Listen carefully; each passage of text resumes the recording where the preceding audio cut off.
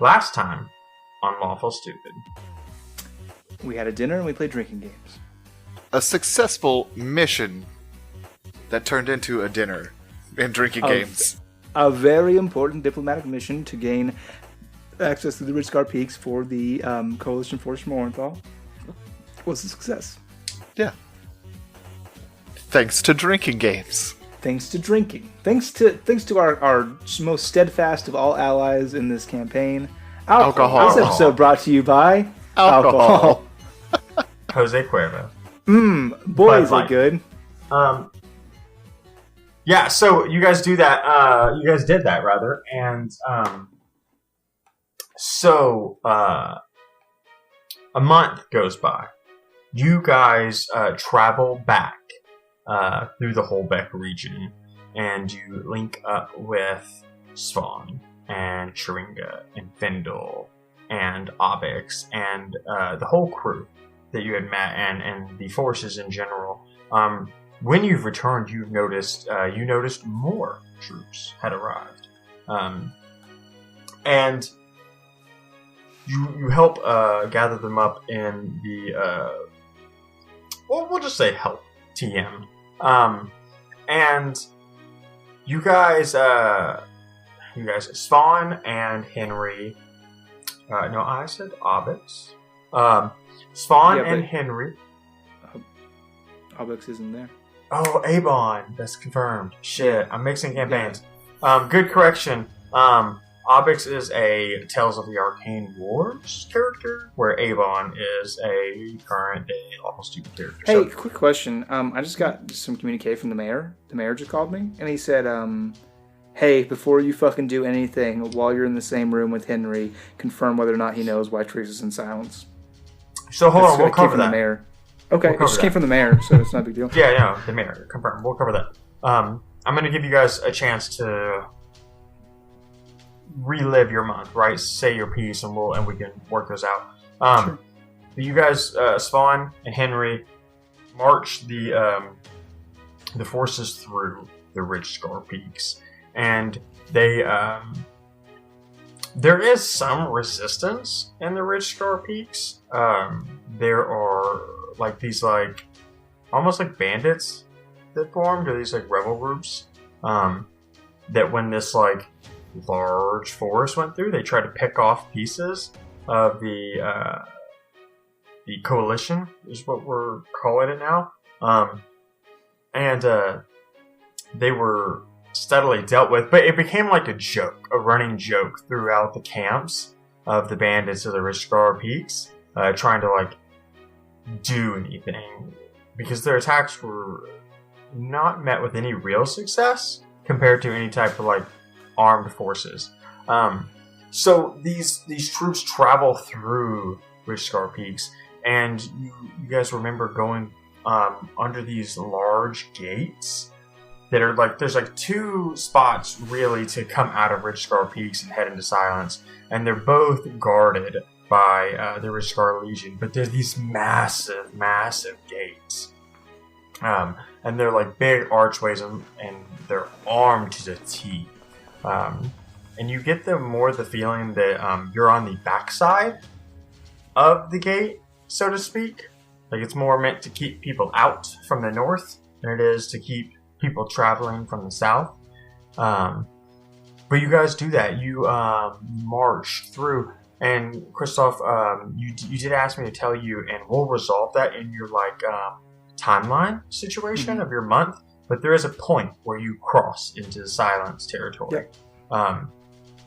But you guys do encroach into Silence territory, and the climate that has been fairly temperate has gotten cold and frigid, and it didn't take long. It's almost it wasn't like you moved through. It was one day you were doing 70s warm, and when you crossed that line, it became very frigid, very low in temperature. And the coalition came fairly prepared. Most of them began to bundle up and keep warm. And you guys find yourself getting near the edge of some of the territory lines, but you don't feel like they went as far as you necessarily thought they would. Based on a conversation that I think you guys had with Spawn, where you wanted another opportunity at diplomacy, where Spawn was more like, I will give you that opportunity like I promised, but things are getting worse, so we're going to stage closer now that we have permission to go through the Ridgecrest Peaks. And I know that's kind of putting a little bit on you, Christoph, as far as like comfortability, but he wasn't going to not do that, right? Sure. And so you guys stage, and you're still well out of the reach of the capital, and a couple days march out of the reach of these forts. And over that month, there has been whatever happens in your own like sum ups that you guys will have, but you notice like a lot of deep camaraderie between like the different races, the different guilds, the different nations, all in this coalition. And more notably, over the last like 3 or 4 days of travel through silence, this coalition of forces has been greeted by fiends. And there have already been skirmishes and battles just to get into the edge of silence.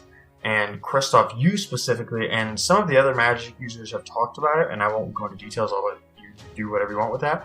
These dead spots are getting worse. And they're getting more rigid, and they're getting more violent, so to speak. Not only are they like going like dead when you walk through them, when you're coming back, there's almost like a hard feedback as you transcend from like this emptiness to full on torrent again. And so, you know, really, it's like a hard march. Just the last few days through the cold, the winter, like everything's wet and frozen, and you're having to fight these fiends who don't seem terribly affected by the effects of the weather at all. And you're kind of seeing casualties on your side more than theirs.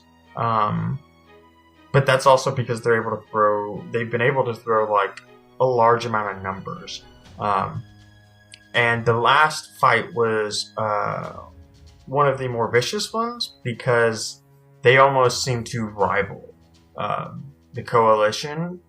Coalition is like advanced party, because obviously you guys don't move as one big unit.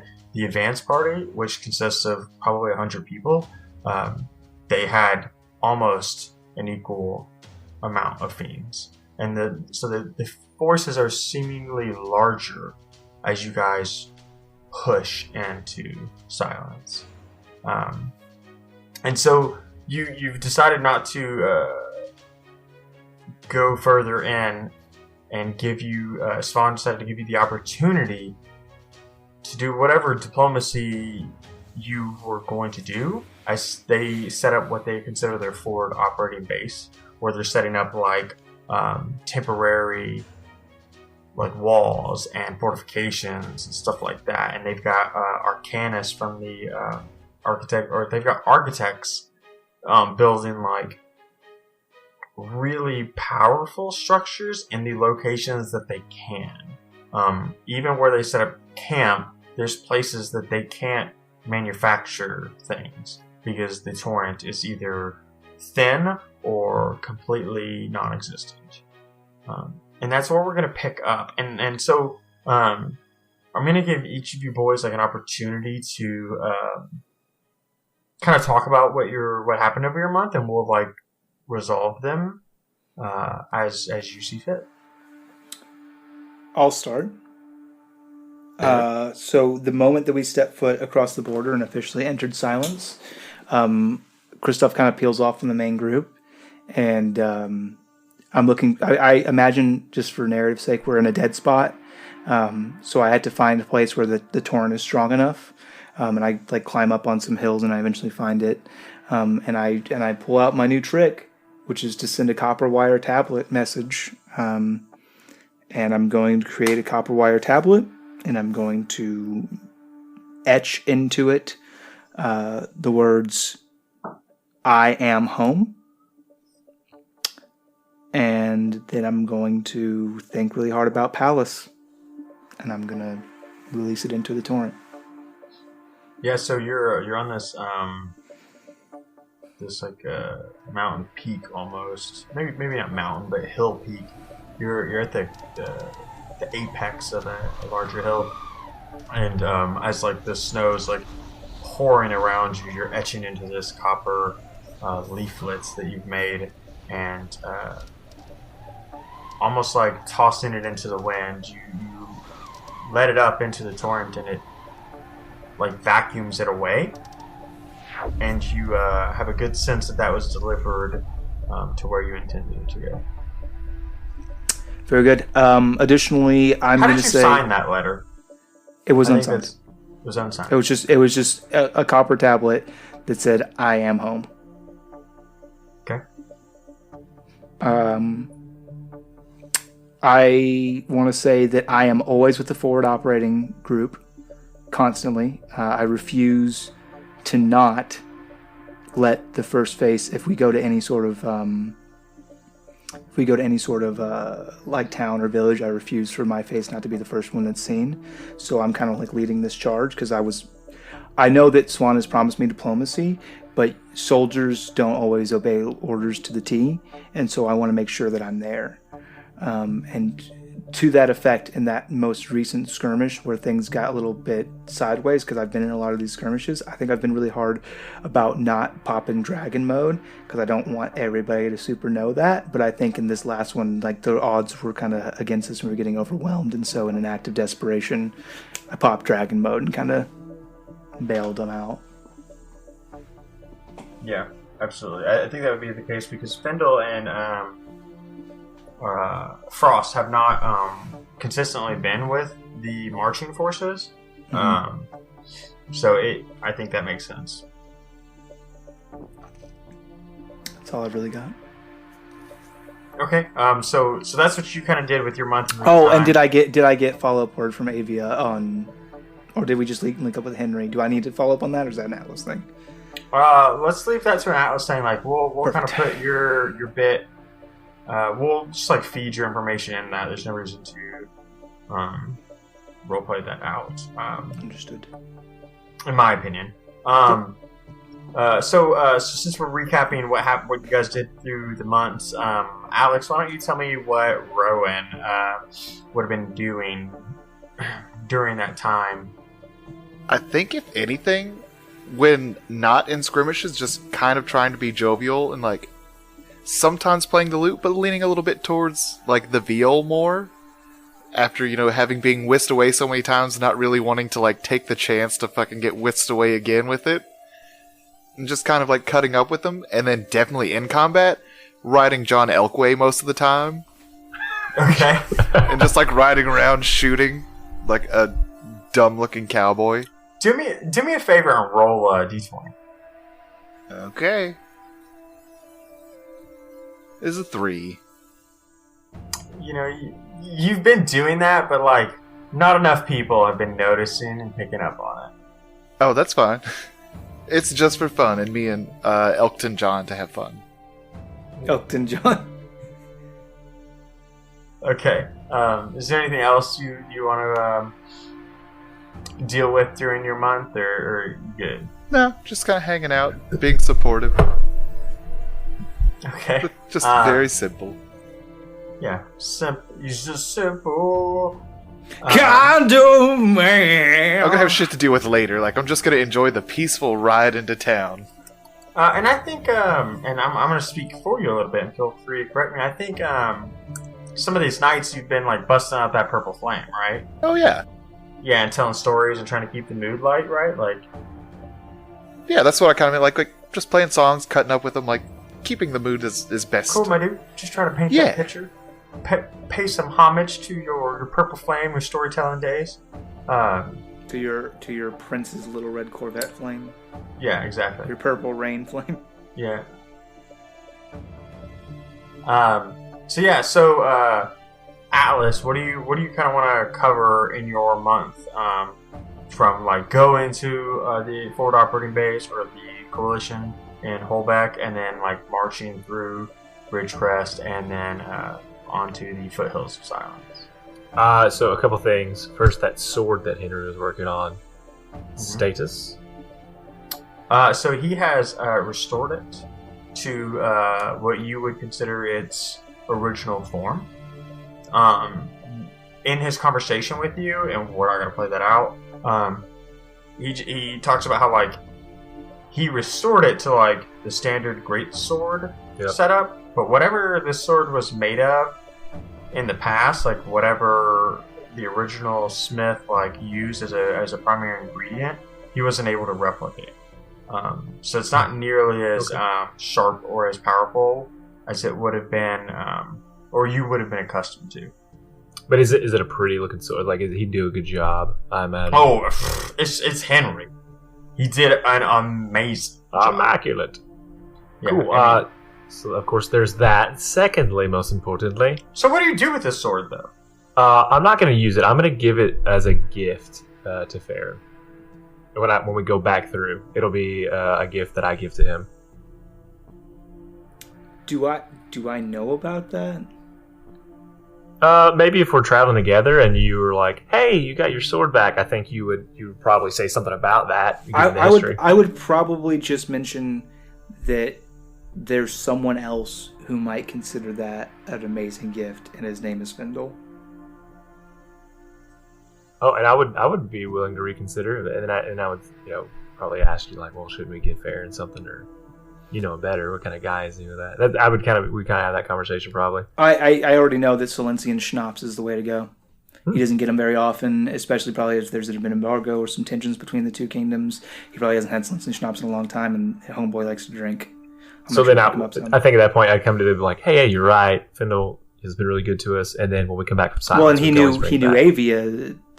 He knew Avia's mother, and he knew presumably Avia. Alaria, as I know, it's I say Avia. Damn it, A names, dude. I've been so good at not calling Avia Alaria. Yeah. He knew Alaria's mother. He presumably knew Alaria when she was alive. This might mean something to him. I don't know. Maybe he'll be like, "Oh, air balls." I don't know. So then, actually, what I'll do is I'll leave it for safekeeping somewhere back in Holbeck. I mean, Findel's with us. Oh yeah, Findel's been traveling on and off with us. With you guys. So first passing, I would have. I'll give it to him then. So if that's it, we don't have to go super deep into that unless there's something. That's kind of a moment. Like let's work okay. that one out. I'll send Atlas with my half of the medallion so that hopefully he can talk to Findahl as a competent human being. Sure. So let's just assume Atlas came up. Findahl was super weird. Atlas was like, "Hey, Findahl," click, and they like magnet together. And then of course you do your thing where you like take your side off so he's not like personal space with you. And so as per the medallion's plot device that we've set up is he's got some sanity and he says, yes, Atlas, what can I do for you? Well, first I just want to thank you for all your help. Since the beginning, it's been a very long road. You've been a dear friend to us, and so as you know, Laria is gone from the sword. Rest his soul. But I had Henry remake it, and talking to Kristoff, figured you might want this as a gift, and so I'm giving it to you. And Findahl like puts out his hand with the gauntlet and like takes it by the hilt, and it's not as Henry says. He couldn't find the metal that it was once made from, but I'd say it's still a very fine artifact at the least. And you kind of see him tear up, and he kind of looks it over and he says, "It's definitely not. It's definitely not what it once was. But are you sure?" Yes, and for other reasons, but yes, I would like you to have it. Thank you, Atlas. It's the least we can do. I love you. I appreciate this more than you know. Well, please be careful as we go forward. But you'll be there, Findahl. We don't have much to worry about. And as you say that, like, he kind of like, you see him like grit his teeth as you kind of like say that. He says, yeah, I'm not sure that I'll necessarily be with you the whole time. Well, where are you going?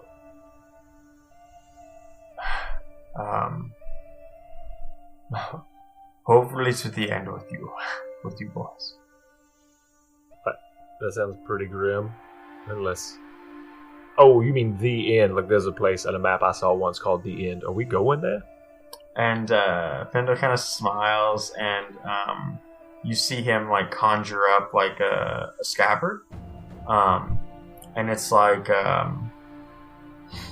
blue. It's like ornate, and it's blue, and it's metal, and it's got like these silver trimmings around it, and there's some like symbols that you don't understand, like you've never seen, and he like slides the blade into this the scabbard, and he puts it over his back and like clasps this like really nice like leather strap that he like conjures up, and he smiles and he says,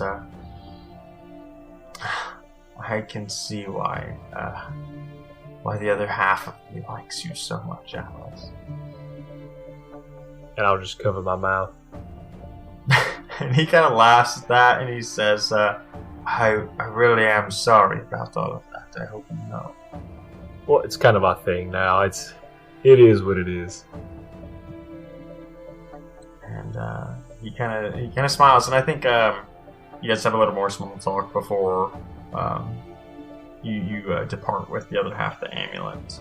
My parting phrase is, "I'll see you out there." I think he nods to that. I don't think he has like, or I think actually, as you do that, you're like walking away with the other half, and you hear Findahl say, "Not if I see you first, big boy." Yeah. So canonically now, the three of you, from that point on, which is about halfway through the journey, every time you see like Findahl, who's like not necessarily lucid. He's got like that sword attached to him at all times. And then the last thing I want to do is talk to Henry about this. Yeah, sure. I think that's something you guys do probably the first third of the march, right? Kind of like solving things. I think you can kind of tell it's like overall we don't have to have that convo if you want to speak through it. No, yeah, I think the well, it's so like Update. She's good. Update. She did. We got lost. So we were at the farmer's market, and she wandered off. She left me. I'm terrible. So, no, you guys, you talk to Henry, and I'll give you like the background. We'll talk some of that out because like I think that's a little bit too much for me to just paint over for you. But I mean, you obviously asked when the last time he seen Teresa. And the last time he was with Teresa, she was in Riverside before he went off. But Swan basically, and he kind of explained, Swan basically came to Riverside and called in an old favor and said, where they were going, he needed Henry's help. And Henry couldn't turn that down. So the last time he left Riverside or Teresa was in Riverside. And he was just as shocked as you to hear that news. So if there's more to that you want to play out and talk about, here's your opportunity. I just want to know, is she in danger or she's there under protection? And Henry, who is surprised at the news that she is there, says, Nicholas, I wish I knew, son. I can't fathom why she would be in Riverside or Silence. It's alright, Pops. We're gonna figure this thing out. I hope so, because family is everything, and there's nothing I wouldn't do for her. Me too. Okay, cool. So, we kind of clean those things up. Are you happy, everyone? We did it. Yes. I feel quenched. I mean, I'm mostly happy that, like, one of your most beloved characters you've now, like, dealt with her disappearance and one of your core things. But yeah, everyone. I'm looking at you, everyone. So yeah, you guys are on this fortification that has been established with the coalition of forces from Oxbane and the continent, Aos. And some other outlying areas. I think Spawn and Kristoff have just had a conversation about, trying to resolve this with diplomacy. And I'll let you boys pick up from there as far as like where you're going to want to head with this and your method in general. Like, what are you doing? It's very simple. If you intend to harm a single citizen of Silence, you'll have to go through me first. I don't think that will be necessary. All I have to do is speak to my brother, let him know what our purpose is here. It's not to harm Silence or its interests or the people therein, but rather it is there to weed out this evil that exists, and he will agree that these fiends need to be stopped, and he will support us. Okay, and you're having this conversation with, like, Spawn and them, or, like, where are you? Whoever wants to listen. Mostly Spawn. Whoever wants He's just, to like, in the middle of the camp. It's very easy. We just, I go talk to my brother. Yeah. Okay. Yeah, okay. I think I've made my opinion on the matter quite known that, and I've been kind of entrenched with this forward post who's been fighting off these monsters and everything. Like, they know me. They've seen me. I've fought alongside them. We've bonded a little bit. Just like, but also, if you fucking harm a hair on the head of any innocent Silencian citizen, I'll fucking turn into a dragon and eat you. And I think your faith is, like, restored in this in one of the like skirmishes where, like, you guys are traveling through one of the smaller villages. Where, like, your force is huge. So, like, you guys traveled through the village, the rest of the force traveled around it, But, like, you saw, like, the coalition, like, make great efforts to, like, stand between the village and these fiends, right? Like, there's a portion of that where, like, the fiends break off and try to sprint through, right, to get to this village. And there's just, like, this huge, like, wave of, like, not today. Understanding that wasn't allowed, right? Like, yeah. And they just, like, even putting themselves at risk, right? Turning their back to the front line to go after these guys. Yeah. So I think some of your faith is restored in that, knowing that they're not intending to steamroll over, but they're here for a mission. Sure. So yeah, I think you guys meet up with Avon and Henry and Findahl and Tringa at some point to, like, kind of discuss things / catch up. Is that fair to say? Mm-hmm. And it bears mention that over this month, Captain Tyndall has, like, kept a steady fucking drunk. Sure. And there's been days where he's just been, like, sick and has just been, like, riding in wagons from, like, a ridiculous amount of alcohol consumption. But other than that, like, he's, like, stayed pretty drunk. And Graylin actually stayed with the forward operating forces as well. He just Oh, stayed. even more reason for me to be with them because I don't fucking trust that guy. And he didn't stay with your unit specifically. He stayed like on one of the outer wings of the front, right? Because like it's 100 people. But like he's got like a real good reputation, building. Like people seem to like him. I don't fucking trust him, but yeah. All right, just tell him the story. You can be as about him as you want. Hold on a second. Remember that insight roll I checked? Let me do it again. Yeah, I don't fucking trust him. Yeah, sure. So yeah, those are facts we should remember. But so the other thing is, let's talk about the involvement of Ridgecrest. So far you had not seen any troops at all. Like at all. No support. Like when you guys went through, they gave you supplies, like food and rations and stuff like that, but no troops joined. But I think you guys are gathered around one of your tents, and I don't know what you guys are discussing specifically with Findahl and Sharinga and Avon and Henry, but the conversation kind of turns, and Findahl kind of says, "Yeah, I'm sure you guys have felt it. The torrent is sporadic, to say the least. It's only getting worse." But what could do that? Well,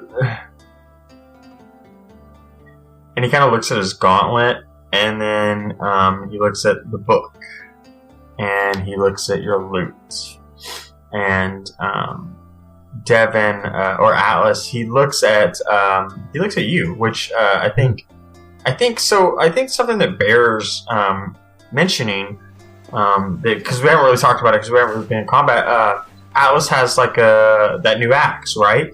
Yes.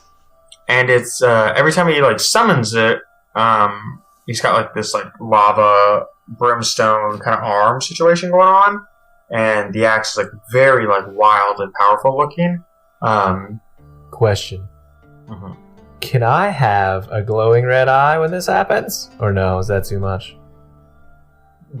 Or maybe just a That is a tinge bridge of red. too far! I just like your only eye glowing. Yeah, just a little. Maybe just like a faint orange of that torrent.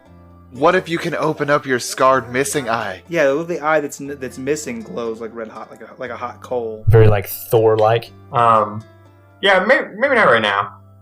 Okay. But like it bears mentioning that there was like a moment between you and Findahl at some point where he like talked about the metal that axe was made of. He's like, "Oh yes, that's fucking Godstone." God's back. He said it was made of torrential titanium, which is basically like he explains to you in like the worst Findahl way possible. That like it's like a metal that like was like used a lot during the Arcane Wars. Something that they don't really make anymore. It's very rare to be created because people don't do it. But so he looks at you, and in the absence of your axe, let's say like your axe isn't always with you, like because you can just like pop it into reality, right? Versus having to have it on your back. Mm-hmm. And he says, "This many artifacts in one spot isn't really helping the stability of things, if we're being honest. But whatever's going on in silence, it's not great. Someone's trying to make one of these tears much larger than it needs to be." You think it's that witch from the door from way back when we first had the doors open in Oxbane? It's hard to say, really. But As far as I'm concerned, that witch is still encased in copper to this very day. And you hear Avon. She was placed inside the Copper Company. I've told many stories around the purple fire about the cop. Yeah, that's what they call. You hear Avon say, "What witch are y'all talking about?" The Sand Witch. She was an elven woman. She wore armor made out of bark, and she had a big scary scythe. I didn't catch her name before I fucking encased her in copper from the torrent itself and flung her through the door to darkness.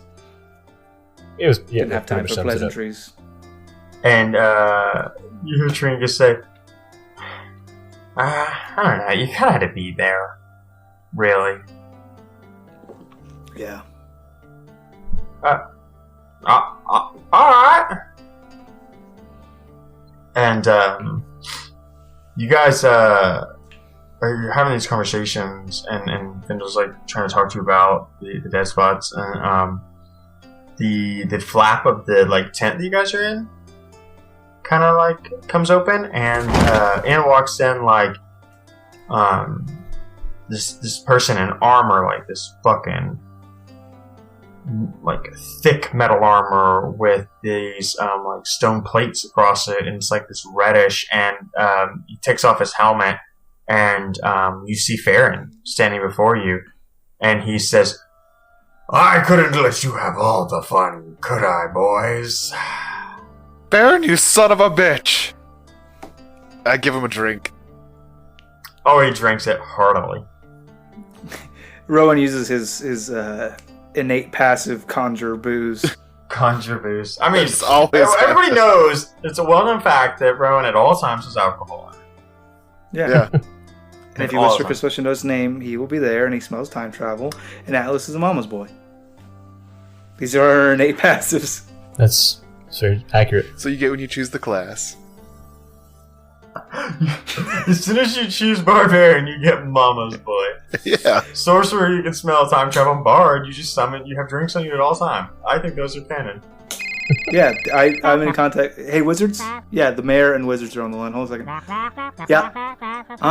That's going to be in the next errata. 6e. This is just 6e content. Yeah. No, it's errata. It's going to be altered for this version. Oh, okay. Good, yeah.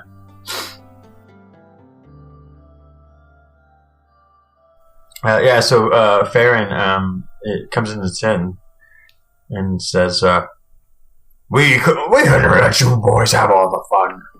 Us Ridgecrest Legion, we're ready for a fight. It's good to have you, friend. What have I missed? Well, I mean, it's just a lot of fighting. That's all you've really missed. I didn't miss any of that. Taking fiends, putting them back in the hell where they belong. The usual. Okay, great. So Farron says, but I do have one more gift for you boys. Ooh. I love gifts. Oh, good, because I came with plenty of them. Follow me. And he kind of leads you out the tent. And you walk outside, and there's 1,000 fiends surrounding you, and the whole village is burning, and this is the Yep, and Farron was... This is the best he was a gift traitor. ever. Yeah, I I hate have these- so many of these to kill. How did you know I want them, Farron? No, he leads you out, and Henry is on the other side. No, he was in the tent with you. But, so Henry comes out with you guys, and Farron says, I hear you're going ahead. pretty routinely, yes. Seek out diplomacy. Well, I meant you boys are going ahead. Oh, Yes. Oh, naturally. We always try to end up in the forefront. Not without the guard. Yes, we don't particularly need them. We're here on a diplomatic mission. We're not here to fight. Well, as much as I appreciate your optimism, from what you say and from what the reports I've seen there's going to be war ahead, whether you like it or not. They said the same thing when it came to making it through the Ridgecrest Peaks. They said war is the only option. We'll have to fight our way through. Fair, but literally, we've been attacked, or you guys have been attacked on the way. So by the fiends, not the people of Silence. Well, of course, and I when I say war, I mean war with the fiends. I see. I'm more worried about them than I am about. Yeah, we're gonna fuck them in the butt for sure. Oh, what? Say that again. Butt fucking. That's the only way you can kill them forever. Wait, hold on. You know the secret. I thought you said you did have. I told you I fought these things before. Yeah. So the way I was doing it was just wrong, or am I wrong? Well, if you don't fuck them in the butt, right. They just put themselves back together. You chop them to 1,000 pieces. You walk away, they just reassemble. So you've spent the entire last 2 years doing nothing. You've wasted all of your time. What you should have been doing was fucking them in the butt. If you would have fucked them in the butt, they would have been gone forever. Hey, for all the kids out there listening, this is how you kill demons. Look, this is true. We're back on the butt fucking demons, but this time it's not a demon that butt fucks you. Churches right there. You, but in Silence, demon don't fuck but fuck you. You butt fuck demons. I say again, this is episode brought to you by Not Safe for Work. This episode brought to you by alcohol. Rainbow. Okay.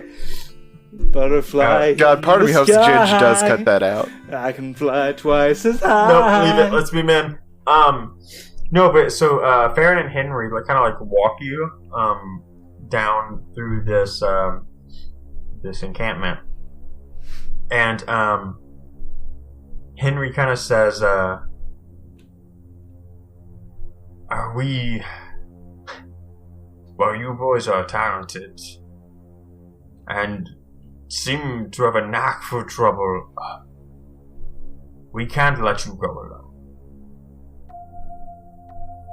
So, this is where we get Jaegers. This is where we get mechs for sure, right? Alright, everybody pick a mech. Come on now. Everybody pick your mech. Spider-Man! Okay, yeah, no, everybody pick your tiny little robot that turns into a bigger robot. No, Spider-Man. No, he kind of motions towards some troops and says, well, we're going to send you with your own troops to lead and command as you see fit. They will be yours to direct. Thank you very much. Don't mind if I do. Hello, gentlemen, ladies. Your first order is stay the fuck here. Bye. I don't think that's his intent. I think he wants to do his part. We don't need an army because we're not marching as an army. We're going as emissaries of peace. Coming with armed troops sends the wrong message. But not for the demons, because the demons are still going to affect Silence as well. Yes, and we can maneuver around them and we can make our way to the capital just fine on our own, like we've always done. But if we can take the doors out on the way, we're doing everyone a favor. Why don't they just take care of the doors while we do this other thing? I agree. But then that would mean they need to do that and not stay here. Why don't we command them to follow Findahl to find a door? Yeah, it sounds great. Could Findahl make a portal? Hands in? Hands in? Hands in? Kill the demons on 3. 1, 2, 3. Kill the demons! Okay, cool. You guys do a weird hand thing. It's not weird. We're your leaders now. So it's not being a member of a team, Dwayne. Maybe. Well, I mean, except for he says, hey, here's some troops, and you guys go, yeah, we don't fucking need them. Alright, everybody, hands in. Anybody who is not a part of that little conversation, that's weird. Confirm. Okay, fair enough. Hey, no, I appreciate what you're doing here, but we have to move in a small number. We can't go as a force of war. These troops are better applied to fighting the fiends. There's no fighting where we're going. And Henry kind of laughs and says, my intention is not for you to take these for war, but for security. But if you're so brave to venture forth and fight these fiends alone... We're not going to fight a ton of fiends on our way to the capital. We'll avoid them. We'll steer out of their way. We have a main fighting force for that. We have a whole army that you've brought. They can handle the fiends. We're just going to zip on in there and... Tiptoe through the tulips all the way up. Yeah, we're not here to... We're not picking fights with every fiend we see along the way. I look at Atlas. We're not picking fights with every fiend With every we see fiend. along the way. Well, can we at least make this deal? If they happen upon us... Oh, yeah, well, then we fuck them in the We'll butt, just but ma- not everything. I still cannot confirm that is the way that they are It is. dispatched. No, we've done the research in the archive. Then you know what? I will provide my method, the old 1-2, and I would like to see your 3. You've got... If I could just get that comic of Atlas that's- killing a fiend. And There goes your Atlas legs! And then Atlas just like, you see the next panel of Atlas just like disgusted. And then there's just no Christoph third says, panel. Look away. Yeah, it's Kristoff. It's Kristoff, like, just chest up, turned back, look away. He has chest hair somehow, just this God, one no. scene. God, no. Please don't. Big, like It's Burt heart-shaped. Reynolds. No. Burt Reynolds. Congratulations, No. we just wrote our Austin own fan Powers. fiction. We just wrote Austin our own Powers. fan fiction. No. God damn Yes, it. Austin Powers. I need Look the away, Austin baby. Powers face. No. No. I All right, need I'm this done with the more than podcast. anything. Bye. Bye. Hey, I Mom, quit. please. I quit. I need I this quit. more than anything. No, I need quit. Austin Powers Kristoff. Do it for my birthday. So bad. I will. Do You will it have for to my birthday. replace me. You will have to find someone else to come in and be like, oh, what fucking. Hey, Mom, good news. You've got a role in the show. Yeah, have fun. So, my favorite thing Enjoy. is that like 10 minutes ago we had a really heartfelt scene with fucking Henry and then getting a sword and then him giving his ghost girlfriend to Findahl. And now we're just back on this butt fucking demons train. We're running a train Welcome to on Lawful demons. Stupid. Welcome to Lawful Alright, Stupid. train on demons. So you declined the help. And so you guys choose to venture forth? Yes. Yeah. Is Indubitably. there anything you'd like to do prior to that? Get turned. No, I've already done all the things I need to do. Okay, cool. So Travel on.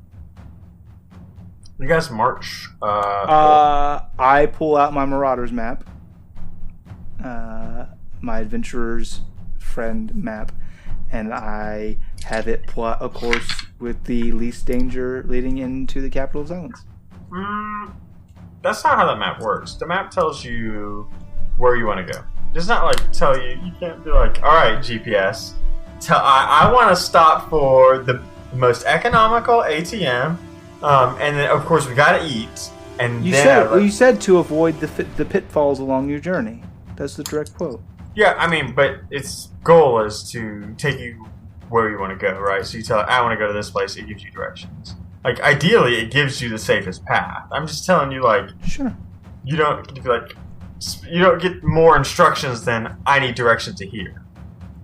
Okay. Just Kind of so- made it sound different when you described it. That's fine. I think it's like a GPS, but it doesn't give you like a best route option.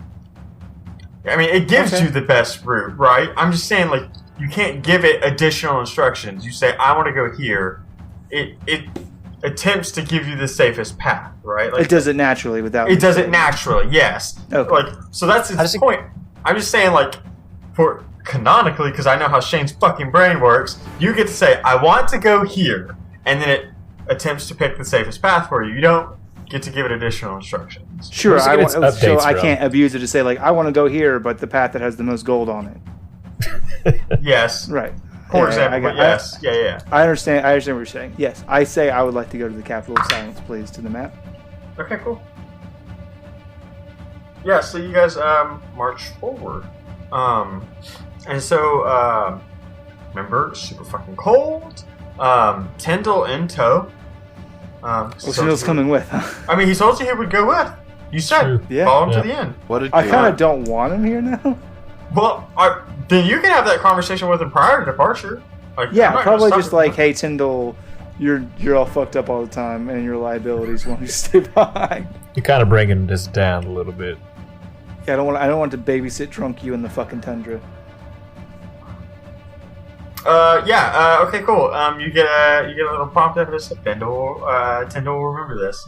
No, I'm just. Oh, I say to him like, hey, you're obviously mourning. You're obviously hurting. Why don't you stay with the main body, and we'll come back when we can. I made you a promise, Gustav.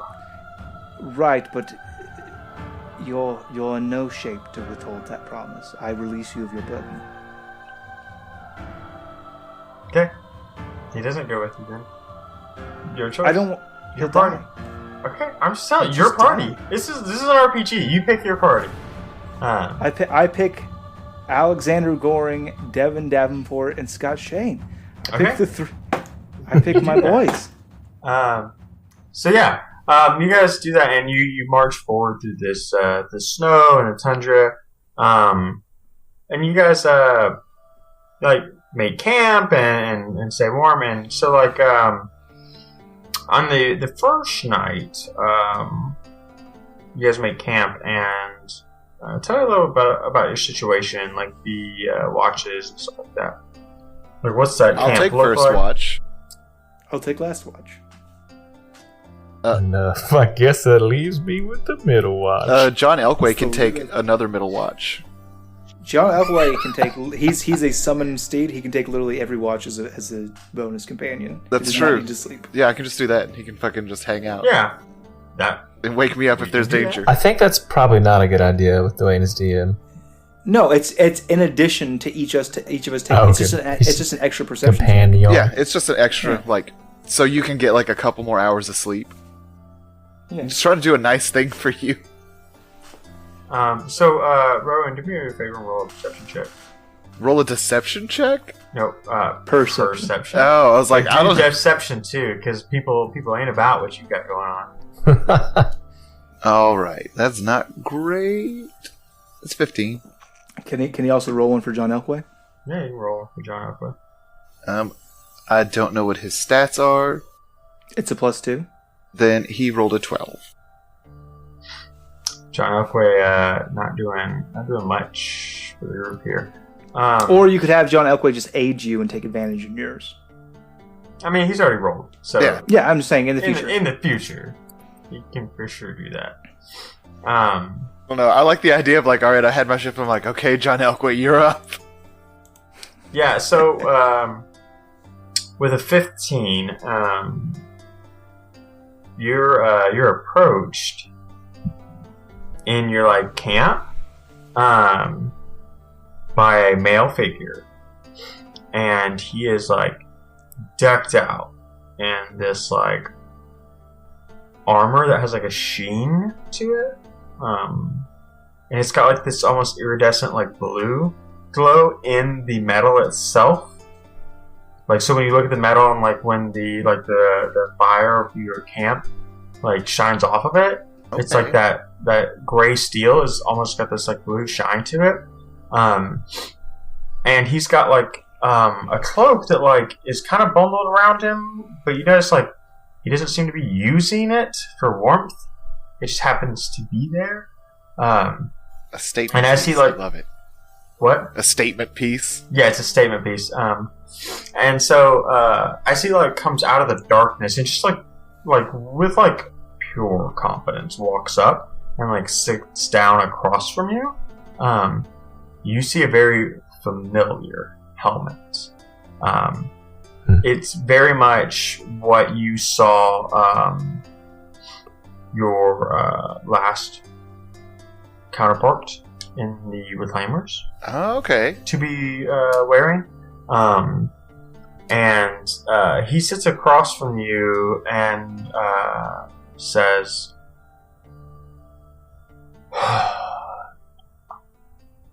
"You had to come to silence." And cracks his neck and shrugs his shoulders, kind of stretching things out as he sits down by the fire.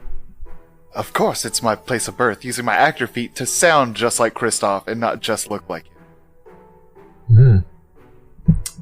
Okay, roll a deception check. I would love to. It's a 31. Gosh. And you hear him kind of laugh, and he says, place of birth, huh? Interesting. All the same, I'm going to need that artifact of yours. Oh, which one? And you kind of hear him like laugh and smile. Oh, I'll take the one you're holding. Oh, the loot? I throw it to him. It's yours. Canonically, do you throw him the loot of wind? Yeah. Okay. He takes it. Says, easy enough. He's gonna walk away with the loot of wind. That's cool. I don't know what the problem with the other one was. The other one couldn't get it for the life of her. Don't worry, she'll be dealt with. He says that as he walks away with the loot of wind. Cool. Okay. Alright, well. Easy enough. So, resolve that plot point. Alright, that's where we'll end the episode. This podcast is over now. I'm so fucking upset.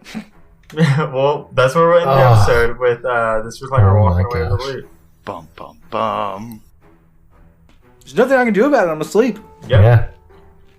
Come on, Elton John, do something. He doesn't have to do anything. It's fine. It's fine. He tries to wake us. He shakes us to wake us up. Dude, I don't care about you wanting to get rid of the loot. I get that, Alex. I appreciate it. Oh, I have a bond with Wynn regardless of the loot.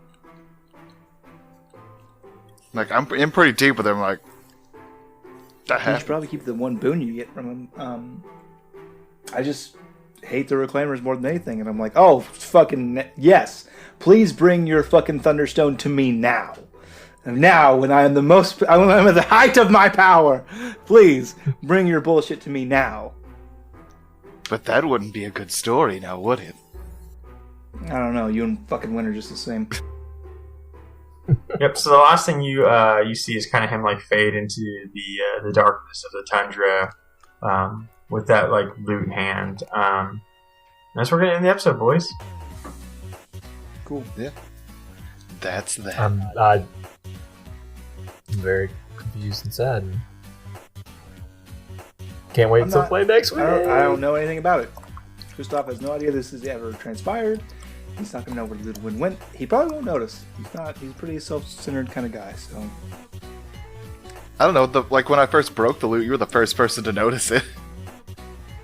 Yeah, but I was metagaming. A little bit, yeah. Cool. Roll for Humanity, Harry Potter Alliance. 13. You sound really so bummed about it. I want to fucking murder Reclaimers!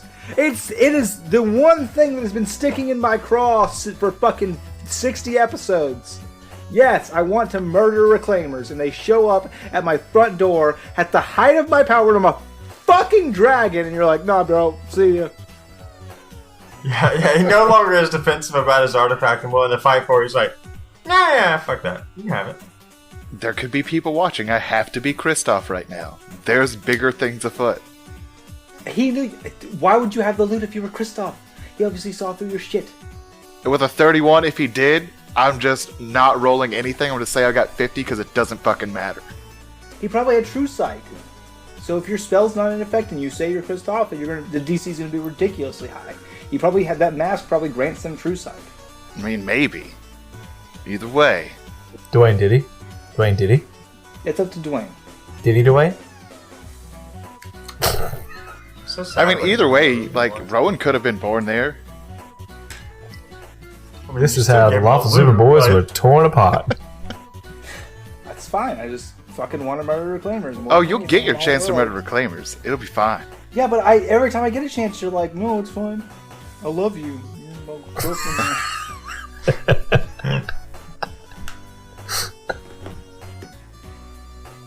Yeah. So, that's a good episode. Yeah, it's great. Didn't go the way I thought it was gonna go, but all good. That's because I'm here for your payment. everything I do is to fuck up everything everyone else does. Well, it was a group effort this time around. Don't you worry, you're not alone. We don't What want are your you troops. talking about? I don't Speak want for this loot. yourself. Go away, Tyndall.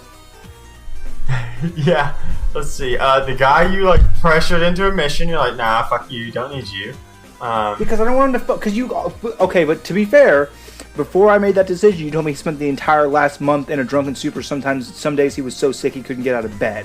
So yeah, I changed my fucking mind on that one. Hey, man, based on the information that you gave me as the dungeon What? master. Hey, you do you, bro. I'm just telling you. Hey, I should have been more responsible for him and talked to him through his pain. It's my there was bad. no talking through. He lost his entire crew. He's the captain. Of course he was going to be in mourning. I get it. I'm not mad. I'm not mad about that. I know, but I could have given him better coping mechanisms. I was not a good dungeon Yeah, I master. mean, to be fair, like, you definitely could have, like, talked to him more on your journeys, right? Like, Yeah. I Yes, accept. like, I come accept my on, part Tyndall, in you this. drunkard! Like, no intervention was held. And I gave you guys plenty of opportunity to do something across that month of time. Anyways, that was an episode, boys. That was an episode of Lawful Stupid podcast. You get a good one. You get a one where Shane walks away upset, I walk away confused, Devin's all smiles, and Alex is just like, just wait for it. Just fucking wait for it. It's gonna happen. It's gonna be good. Guys, play them out real quick. Bye. Bye.